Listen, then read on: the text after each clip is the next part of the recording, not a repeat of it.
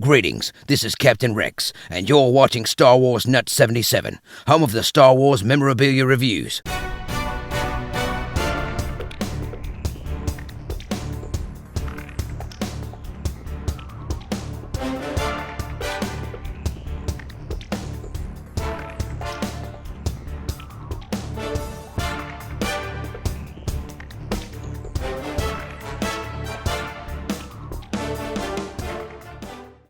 Hey Star Wars fans, how you doing? My name is John and welcome back to another Star Wars review.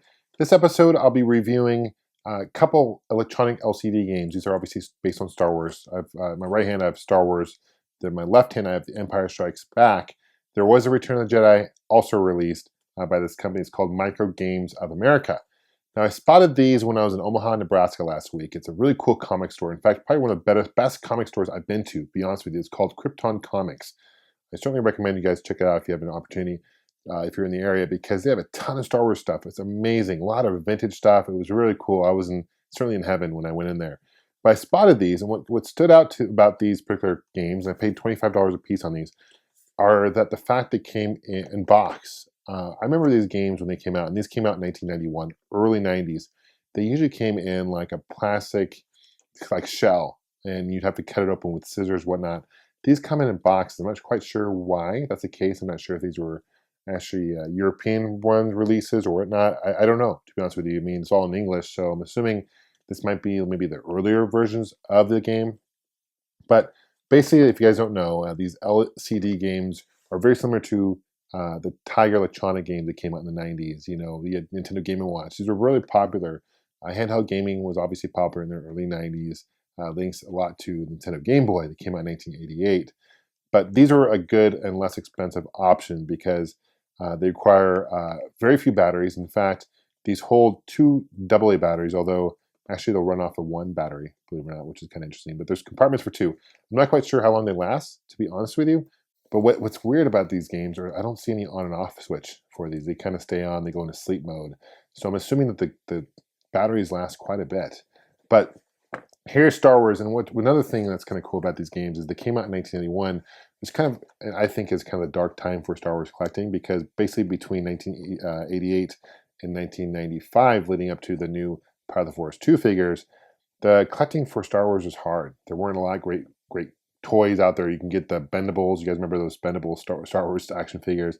But it was kind of, there wasn't much going on for Star Wars. You had some novels and, some comics, and of course there's some Star Wars stuff going on, but I think something that really brought back a lot of excitement for Star Wars collecting was when Kenner re-released the Power of the Force 2 line, which was pretty awesome. But so these kind of came out during the time when Star Wars collecting was kind of at its all-time low, I think, because after basically the vintage collection was over, and leading up to when Kenner released more Star Wars figures, there really wasn't much going on. So these are kind of cool. So here's the front. Let me show you the front. I love, even though they came out in 1991, they look like they came out in the 80s. I mean, just look at the C-3PO R2-D2. Micro Games of America is the people who came out with this. Strong 4-bit program, multiple levels of play, melody and sound effects. And then on the back, it's pretty basic. Star Wars electronic LCD game. But yeah, it's kind of interesting that they decided to release these in box. I actually prefer the box. They're a lot better to display than something you cut up, the plastic clamshell you cut up. So that's cool. Let me open the Star Wars one. And I'll show you gameplay here in a second as well. But let me just show you the Star Wars one. See what it's like.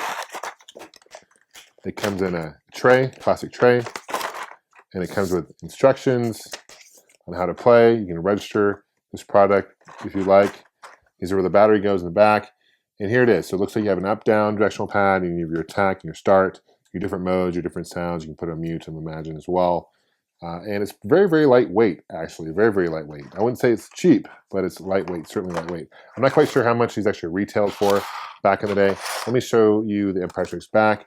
As I mentioned before, there was a Return of the Jedi that came out. I don't have that Return of the Jedi. And this is the Empire Strikes Back. You can see this, you've got all directional pad on here, and there's the fire button. And you can mute it, and you can start, you can lock, you can destroy, all that good stuff too. So let's take a closer look at some gameplay. We'll start with Star Wars, and then we'll go on to The Empire Strikes Back. Okay, let's listen to some beautiful music here. The music's not even from Star Wars. I have no idea where they get this music, but at least make it Star Wars. It's a Star Wars game for crying out loud. But you get different modes. There's 4 modes available. And this is level 1. There's 5 levels. This particular mode and level, I'm the TIE Fighter. and you can hit the action and start button to attack them. Objectives to destroy these TIE fighters. Make sure they don't go underneath you, because if they go underneath you, then they get behind you. So I'll let you know, I'll see what, here you can see what I mean. Okay. So those two snuck behind me. Now they can actually destroy me if I get in front of them. So you gotta be careful. The goal is to destroy all the TIE fighters on the screen in the time limit without dying. You get 3 lives. And they stay behind you. So the only way they go away is if you have to complete level. One of them disappears. So the goal is really to stay at the bottom and just keep firing. Ultimate goal is to destroy the Death Star, obviously. So it's right there. So I passed. There's level 1, so I'm on to level 2. So you can kind of get the idea. Wonderful music. Very similar design layout as Star Wars. The only difference, you have now 4 directional pad. The object of this is actually, it's a little better game, to be honest with you. You actually have to destroy all the TIE fighters. The flashing one is Darth Vader's TIE fighter. You can lock onto it and move it around, but basically it's going to move randomly around on its own, and if any of these TIE fighters touch it, then it's considered rescue and you lose a life. So the object of the game is to destroy as many TIE fighters surrounding the Darth Vader's TIE fighter, and you can lock onto it and move it around. So let me show you what I mean. This is level 1. You get points for destroying each TIE fighter. See, there's Darth Vader moving around. I can lock on him and move him around, kind of where he's being not touched, basically. Again, and then I can go destroy, and it can hit him. But you can't really lock onto him and then shoot at him at all, if that makes sense. So that's the goal of this game. These games seem very old school and generic in today's standards. Obviously have handhelds, but back in the day, I can tell you that I spent hours playing these type of games growing up in the 90s. Thanks for watching, guys. I appreciate you guys following me on Facebook and Twitter, as well as subscribing, leaving a comment. We'll see you guys soon. May the Force be with you. Take care.